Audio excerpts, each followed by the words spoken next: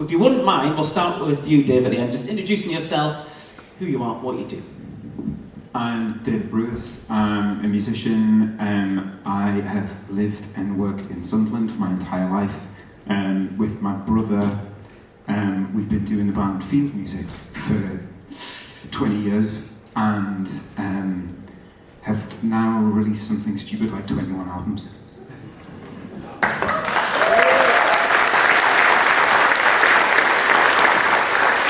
21 albums! It's probably time to get a real job, actually. It's a lot. Darren. My name's Darren Henley. I'm Chief Executive of Arts Council England. My only sadness is I wasn't born in Sunderland, but could you adopt me, maybe? The answer to that is yes. Where do you want to live? By the sea. Good shout. Carly, you live there. Yes, I do. It's very nice. I recommend it. My name's Carly. I'm from Sunderland. I'm a freelance tour manager and event manager. Thank you very much, Carly. And now, Lena. You have been on holiday in Sunderland since Sunday night. That's correct. Tell everyone who you are and where you're from. Yes, that's true. You heard my name before. My name is Lena Ingwersen, a northern German last name. I'm based in Berlin, but I do feel quite global and hybrid these days. And I do think, as a managing director of the Music Cities Network, I do feel I incorporate all the cities that I am allowed to work with kind of in me. So yeah, that's all. And are you enjoying your holiday in Sunderland? Very much so, yeah. Yeah, we took Lena to Foals for dinner on Sunday night. It was pretty cool. That's correct. And then I gave her a cultural tour on Monday, and she even got to see the dressing rooms at the Stadium of Light, which wasn't on the agenda, but it's just how it went, wasn't Might it? be a secret video where we were shown. Yeah, we got some secret videos. There was no naked men, by the way. But one man was in the bath. Let's just say that. So, let's move on. So I guess the reason why we're doing this, that's because we're supported by wonderful partners from the BIC, and they are obviously heavily involved in business in Sunderland. And David, if we could start with you, because there gets to a point when music does become a business, doesn't it? And maybe in this city it has to be taken more seriously as a business. You're definitely talking to the wrong person there, because if I took business seriously, we would not have made 21 albums. I mean, I think there's a difficult balancing act for anyone who considers themselves, pretentiously or not, to be an artist. In that thinking about business too much very much gets in the way of being an artist. As an artist, you should be making the thing that you most want to make, and maybe even making the thing which in the entire universe only you could make, because it's so true to who you are. However, in order to pay the bills and to scrape by, you've got to slog away and work quite hard and be practical about what being a creative person involves. And honestly, it's mostly answering emails and fixing guitars. You like doing those things? Yeah, I'd do a masterclass on that if you want. But yeah, I think there's always that balancing act to be had. And wherever we think about music as being an economic driver, somewhere in the core of that, there are people who will do music regardless, in spite of the economic realities of that. And that's a beautiful, pure thing. But also, do reply to your emails. Darren, you will, over the years, give funding to music and arts projects up and down the length and breadth of the country, but you see funding as an investment in an area, don't you? And lots of businesses will often apply and fail to get funding from your organisations. But it's hard out there, particularly in the arts and the music sector, to grow a business, isn't it? Yeah, it is. I think what I would observe is absolutely what you say. You've got to have amazing creative people doing that, making their art, making the things, dreaming the dreams, making that happen. But what I think you're talking about here in this city, which is really exciting, is it takes a team to do it.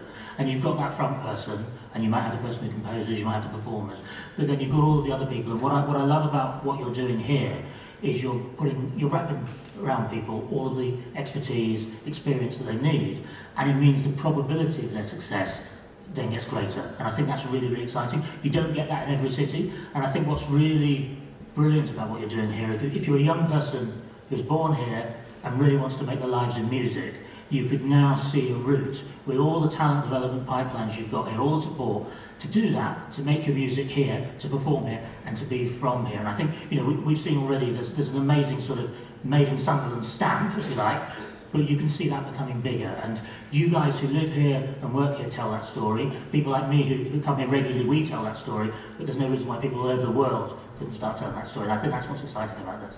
Lena, your time in Sunderland, have you noticed some of the things that have been mentioned there? There's this kind of made in Sunderland attitude and approach and potential of the city. Yes, I have indeed. I mean, it's very beautiful to be here for the first time. I have not been up here, I'm sorry, I have not made it before. I'm really excited and really grateful to be seeing the energy and the enthusiasm by every single one that we've met on our trip yesterday, but also since I arrived.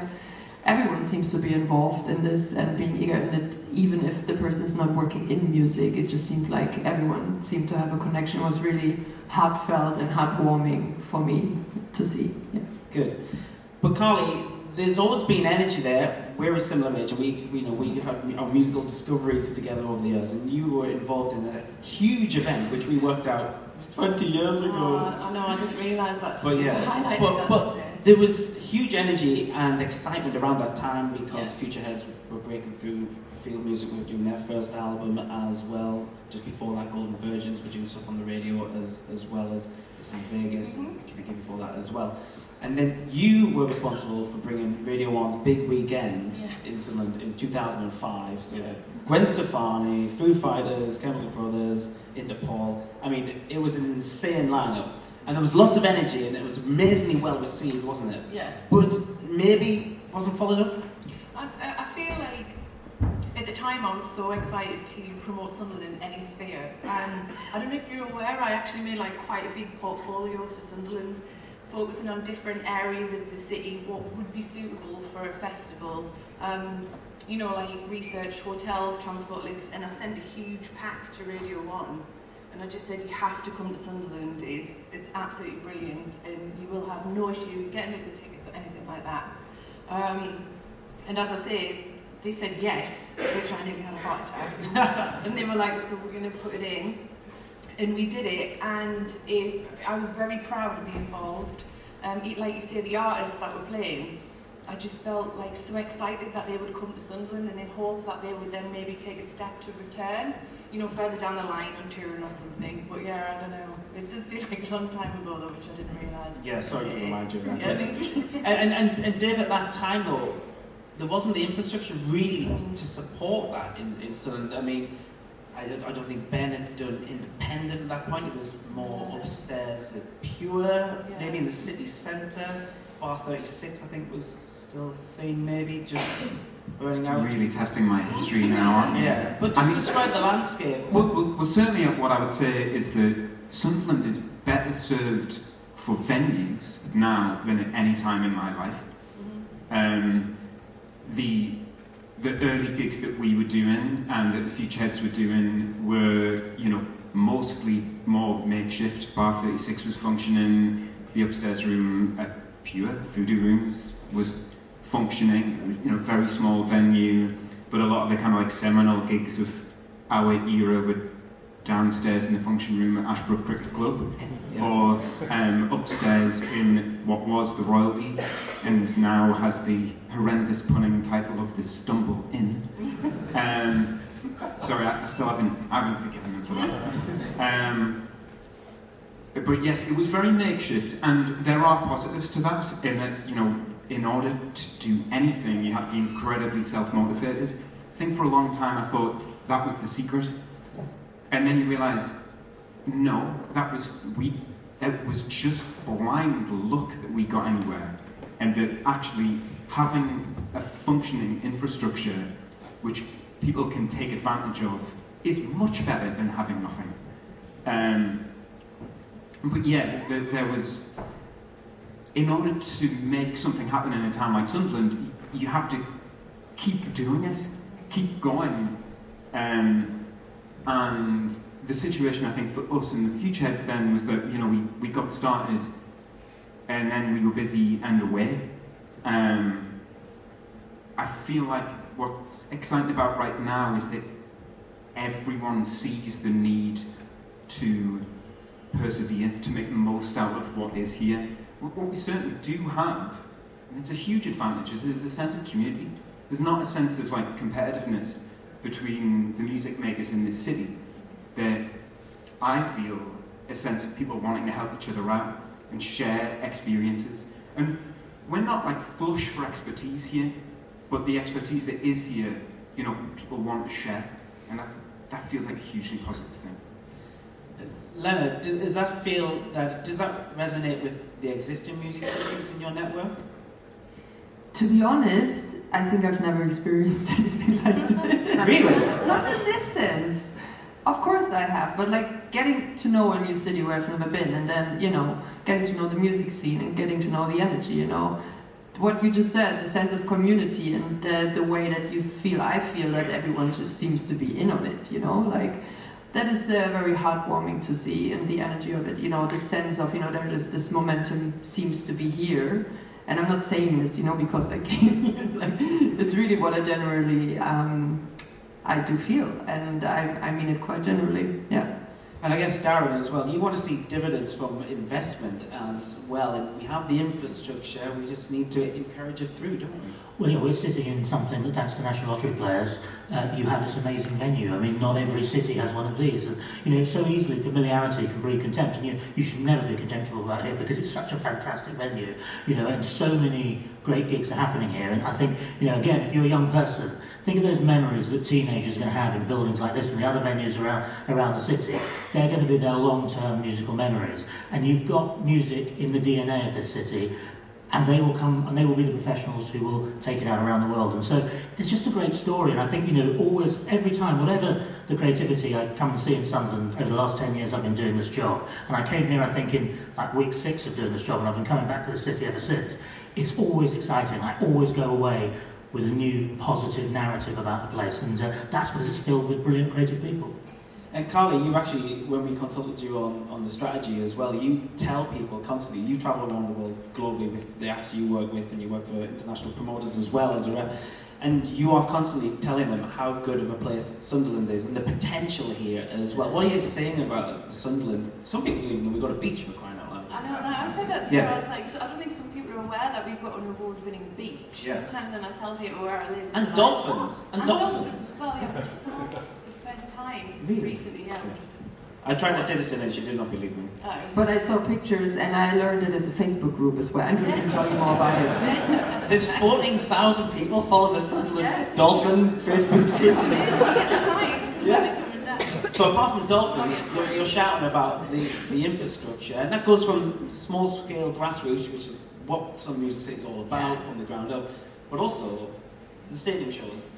That's a pretty big deal. Yeah, that's what I mean. I think you said like venues like this, we're very lucky to have something as spectacular as this venue. It's incredible. And I think from what you were saying from when we were younger, the sort of subculture that we lived in of having a really thriving music scene, which as David said was very supportive of each other, like I kind of feel like I want people to come to Sunderland and experience that, and I want people to be able to, you know, come and experience the feelings that I have of watching Sunderland artists. Like, you know, you say like Futureheads, the Civics, and even field music, to watch them and to be so proud that they're from Sunderland too, just to continue with that, and even have other artists visits just so they can see in general what the city has to offer. It's a hidden little gem. Yeah. People don't seem to be aware of it, so it's trying to, like, I was really invested for the portfolio, for getting it out, you know, to national agents and management and different things like that to make it more aware, to get more people into the city. Oh, just touch upon that city experience as well, which I was speaking to Lena about over dinner as well. This kind of the city experience. I know that if someone does a gig here or an independent, they get really looked after in a special kind of Sunderland way. But that's also the case. I mean, you did the last massive gig here, which was Bruce Springsteen, and Bruce went on to speak about what that gig meant for him.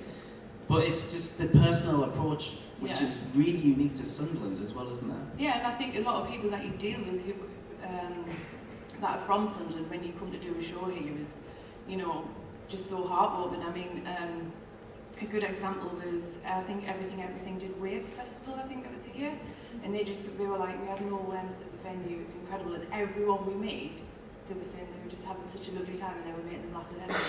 And they loved it and they want to come back, so it's just things like that, expanding it to make it accessible for more to all. Why were they laughing their heads off? Was Kenny with them? Well, Kenny. Sorry, Kenny. Anyway, so talking about the Music Cities network in a little bit more detail, Lena, what would Sunderland get from being a member of the Music Cities network?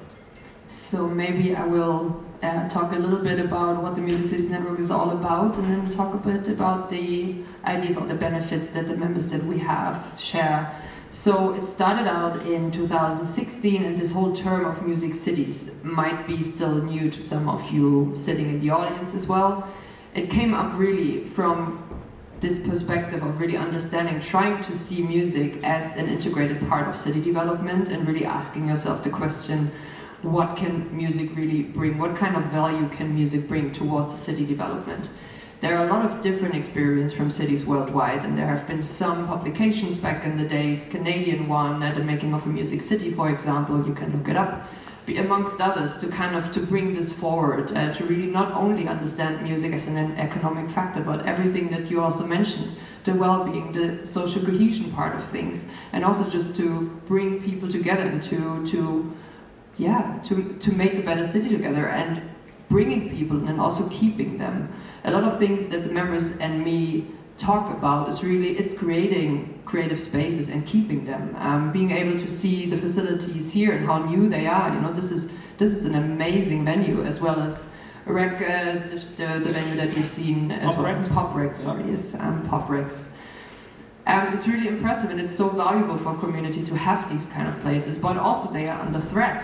So what we do in the Music Cities Network is we bring music policymakers together and people that are influencing music policies, people that came from music, that see an opportunity to make a change, to exchange that knowledge and make in their own communities the cities a better place, but also exchanging that on a global scale, because there is a lot of things that people have done, mistakes that have been made, and they don't need to be done twice. And you can also cherry pick by ideas of other cities and just implement it in your own way in your city. So yeah, I've been fortunate to be able to develop this network now since 7 years, and we have 14 members now worldwide, including Sydney and Hamburg and Manchester, the ones that also you mentioned at the beginning, also Paul.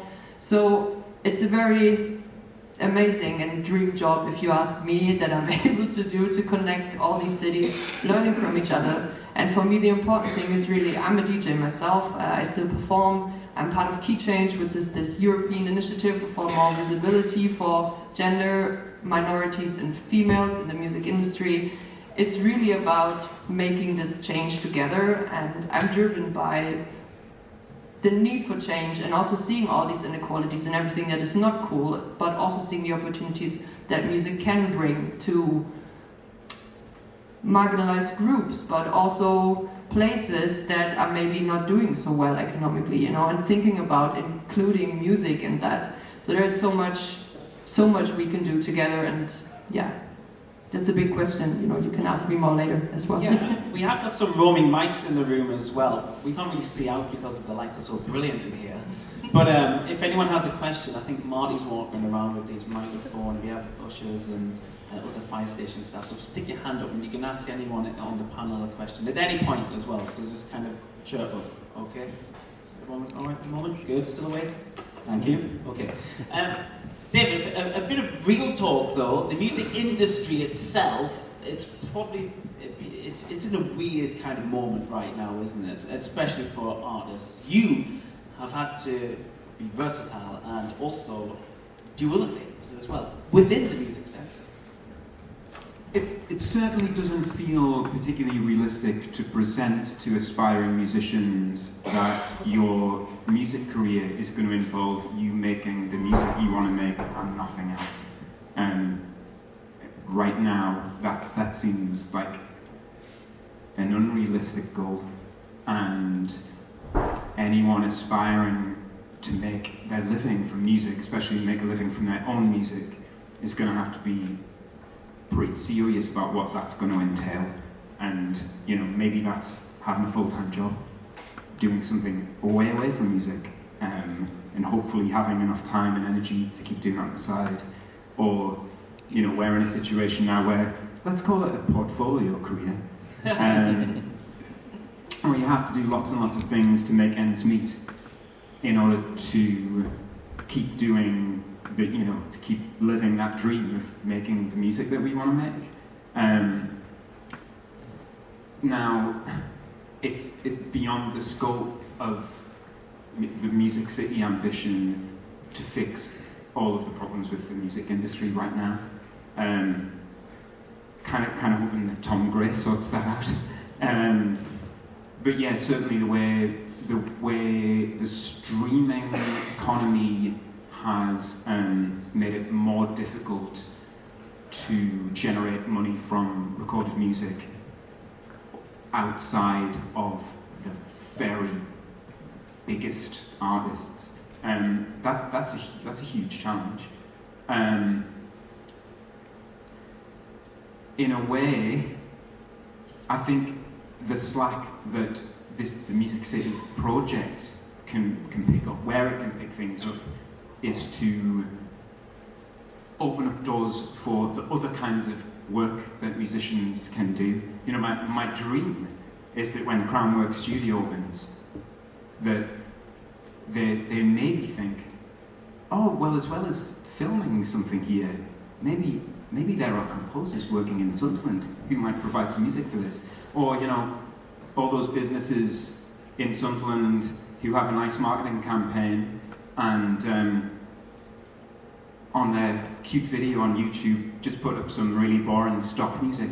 But actually, there are composers, music makers in Sunderland who could have scored this for you and it would have been much cooler. That's an idea to get out there. Create opportunities. Yeah. Where music is work, because right now in Sunderland, there's not a lot of just work for musicians, unless you're playing cover bands, which, to be honest, is one of those things which your portfolio career might consist of. People want to just go and hear those songs they like in their local pub, and that is cool. That alone isn't enough.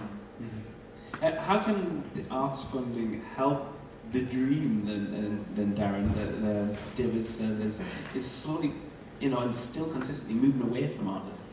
Yeah, I think it's really difficult because this is a freelance community, and so you can, as a freelancer, it's either family or feast sometimes, and also you're also dependent on other people. So I think what I would observe is where it goes well for people. It's not always the most talented. Sometimes it's the most lucky, and sometimes often it's the most networked. And I think one of the things that is interesting is that what you're doing here is creating a network. And so again, it's about possibility for people and creating those possibilities. But I really don't underestimate how challenging it is to be a freelance in this world at the moment. And I think one of the things we talk to the government about is what can we do there to help? Or how can we even out earnings for freelance? How can we make sure that the tax system works in a way that is beneficial for them, understands the sort of precariousness of being freelance? In the Arts Council, we've recognised this probably since the pandemic more and more, and we really saw the challenges for freelance artists across all art forms to happen then when simply work wasn't being made. And I think we now have a director of individuals, and what she's doing is spending a lot of time thinking how can we make sure we build a deeper and more meaningful relationship with individual artists. Probably in the past we've worked more with organisations, and we need to do both. Okay, that's great. And Lena, I guess it's one of the things the Music Cities Network does. It's lobby for change, and that's something you're very passionate about as well. Indeed, and I feel what we try to do, no, I know we do, and it's still a big bunch of work. It's really about trying to be the mediators and the translators of the music scenes of the cities that we work with towards the policymakers, people that may work in areas like infrastructure that don't have been working that much with music, for example, or people who work in real estate. Why should they consider music in that part of their processes? So it's really about being able to have these 5 minutes with the counselor and have your data and your words ready to kind of present why this is important. Why is this not falling off the table in a discussion that you have? So we try to inform the cities that we work with in the best way to be able to have these set of cards prepared that you can get out and talk about. And I think one thing I wanted to mention, one of my colleagues in Aarhus, Jesper Mada, he talks a lot about the co-ownership being created within the city, within the music community as well. So that is something that we also try to do within our network, but also foster amongst all the cities that we work with. It's really important because what we're working with, and what you said as well, is like we're still facing out a phase of emergency, you know? Like I said that when the pandemic ended, but we're still phasing out and we don't even know, we will not go back where we were before, not at all. I've worked in festivals, I've worked with artists directly as well, you know, like, and now I'm like this hybrid connecting between the cities. But still, you know, the challenges have been never so intense as they are now to kind of to make it as an artist and support that and really understanding this whole ecosystem of different stakeholders within a city. How are they interconnected and making that visible for people that have not been involved with it, because it's one of the most complex industries actually to kind of get into. My parents still don't understand what I do. I don't know how it is with the rest of you, but it's really like, it's complex and finding the easy words to translate. Carly, when you're working with international promoters, are they aware of the serious issues with grassroots venues? Because when you're doing a stadium tour, the last thing they're thinking about is the grassroots venue, or is it? I think they are fully aware of them. They fully support the sort of starting points of artists, and a lot of the promoters I work with like to sort of work with the band as they do increase in their venue sizes, just as much as if it was to go the other way.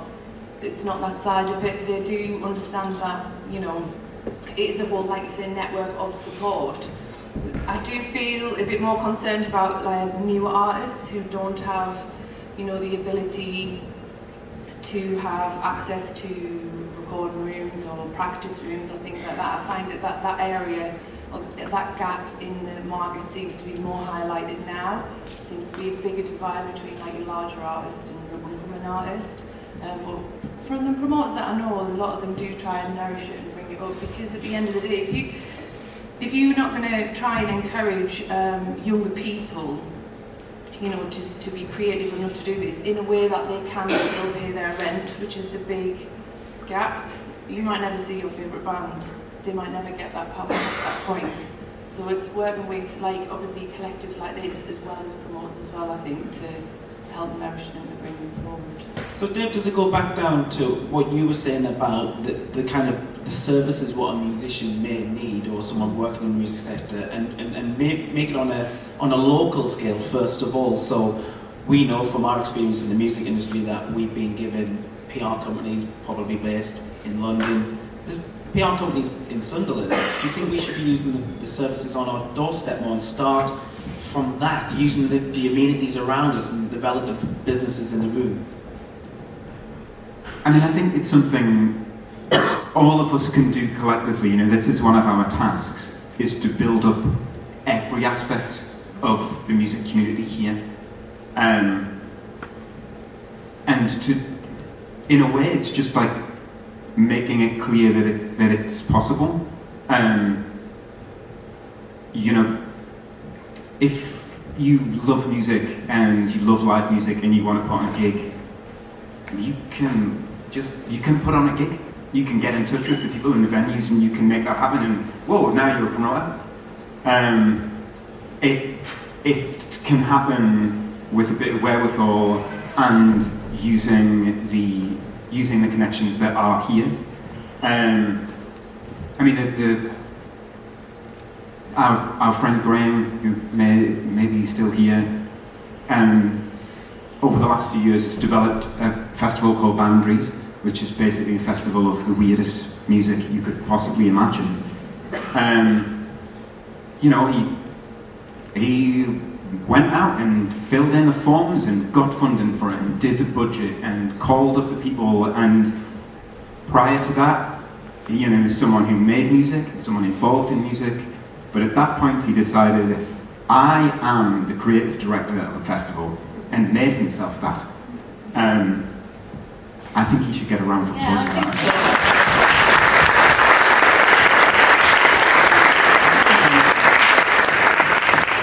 But that could happen in any aspect. We can make that happen. In a way, it's just like it's showing that the pathway is there. It's the same for us, like setting up our studio. You know, we needed a place to record, and we knew we were far too awkward to work with someone else, so we had to set up a studio. And that's what we did, and it took, you know, probably took longer to figure out how to do it. And now we have a studio, and it's very important that we keep that studio going, and as well as serving us, you know, it serves other people who want to record. Those are just the areas that, you know, that I'm familiar with, but like, I feel like it can all be built up by sharing the experiences that we collectively have.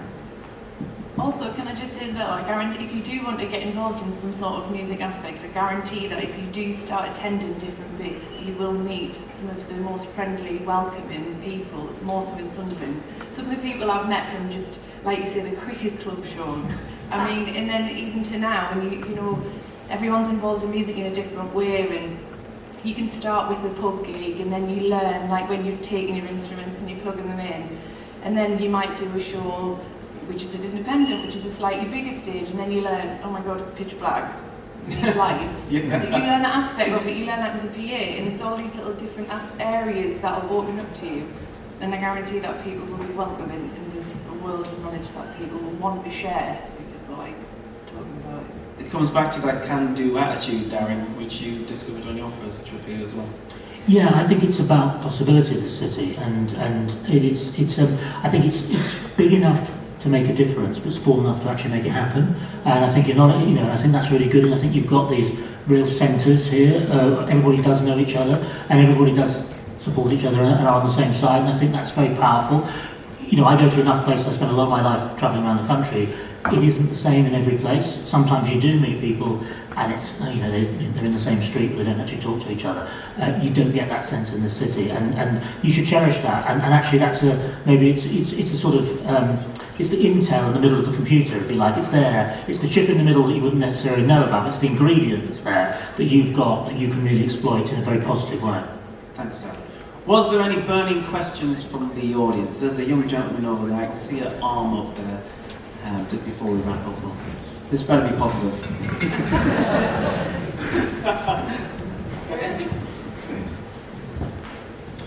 Hello. Is there going to be like what David was just saying, like a skills audit to see not just what venues and musicians are, but all of those bits of the music sector, what there is in Sunderland and where there's gaps, and then the training and workshops sort of be designed to fill those gaps? The honest answer is the Music City project can go whichever way the people of Sunderland need it to go, and if that's something that is required, then we're more than happy to go with suggestions on anything pretty much. So it's a possibility. I think Daniel might be angling for this string arranging workshop, which we've occasionally done on an ad hoc basis. But yeah, anyone want to do string quartet arranging, I'm right into that. Okay. Was there any more from the audience? You stick your hand up and we'll get a mic to you. Yes? Anyone? Just stick a mic in someone's face. Thanks. Hello. Hello. I'm Claire McLaren. I'm the vicar at the Minster, just across the road, the big church just across the road. We've been making music there in Sunderland since 940 AD. That's longer than you did.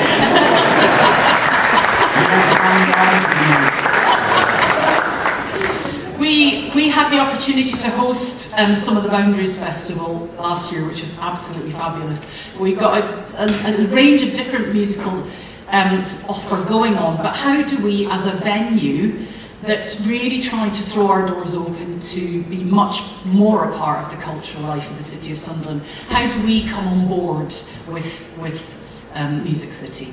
Well, we're going to be announcing an initiative at the end of this, where we're going to invite everyone in the room and in the city to be involved in a very active period of time in the not too distant future, and we'll probably start that speaking about that at our next social, which we'll announce very soon as well. But we invite everyone to come along and collaborate and really get your hands around and do it, because when I was reading that out on stage earlier, the 47 things what I have to do, I was pretty scared, to be honest, so I'm going to need a hand.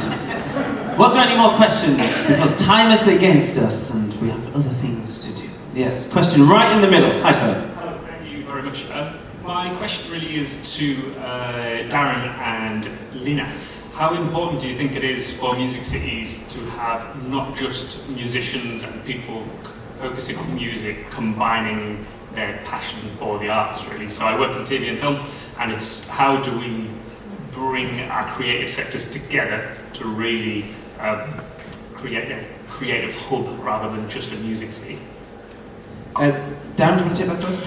Yeah, well, I think it's, I think you're striving for that branding, and that's one thing, that's one part of the story, but I don't think it should be exclusive. I think you should be doing everything else. I think it was really interesting in Gateshead on Friday. There was a Creative Industries Summit, and the North East is somewhere where the government is really focusing on the whole of the creative industries. So I think that's a brilliant story for investment for artists and right across different art forms.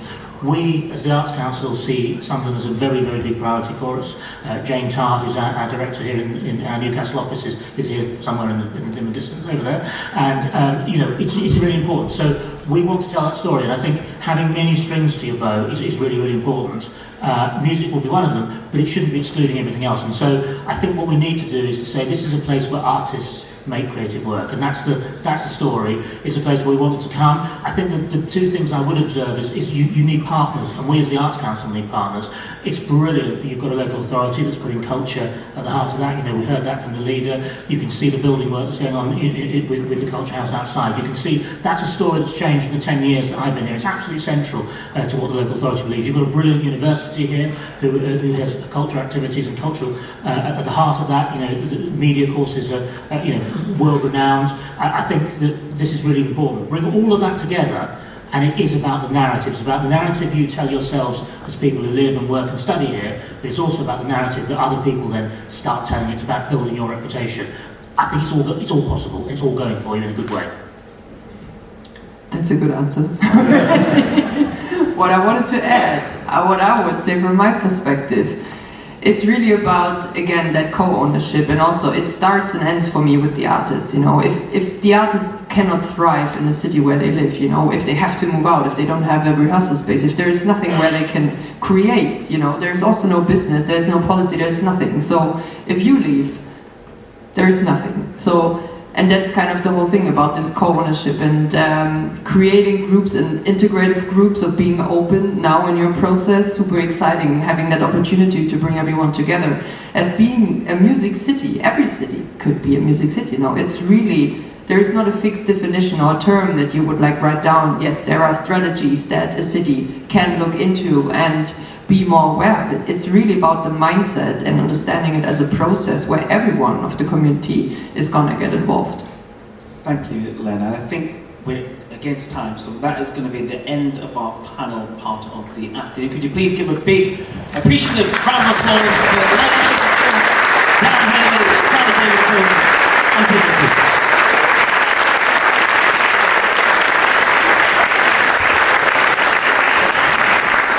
Thank you very much. I'd now like to welcome back on stage a man who started off the afternoon with a fabulous poem, which I think he's going to release on 12-inch remix very soon. Mr. Paul Callahan, everyone.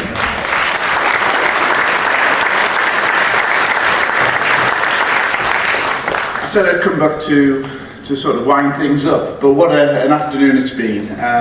You've heard from the team what we're trying to do, what they've achieved with the strategy, how it's going to roll out, and we've had a fantastic panel here who've been able to say, this will happen, Sunderland will be a music city, Sunderland is a music city.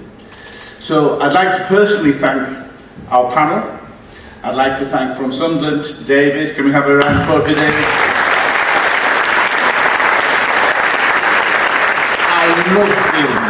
I love field music. The music that him and Peter produce are always fantastic albums. Let's have a big round of applause for Carly.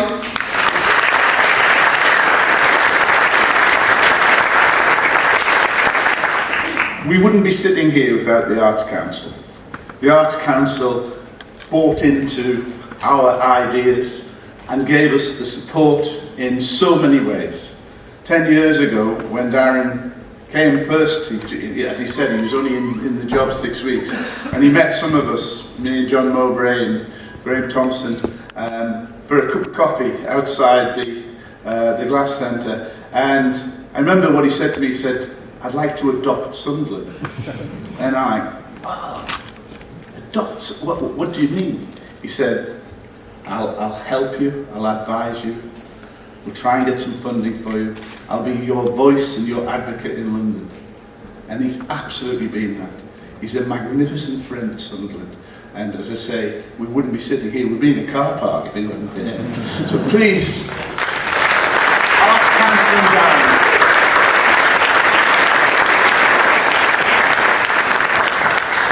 And I'll just iterate one of the things he said. He said, I put it slightly different. I say, I want to make Sunderland a place where talent wants to live. Where talent wants to live. Where people who are talented don't have to leave. Where people who are talented can make careers and businesses and decent livings. And people can recognise that and they come and they live here and it builds. And the momentum that we have here is absolutely astounding. I've never seen anything like that. I've lived, I'm born in Sunderland. I've never seen a time where people are more excited and enthusiastic about what we do. Finally, I've got to say thank you to Lena. She flew in from Holland, from Netherlands on Sunday night, but she's all over. She goes to Berlin. Last time we talked to her, I think she'd been in Gothenburg. All of the music. So as a thank you to Lena and to the Music Cities, and also because we gave Marty one song earlier.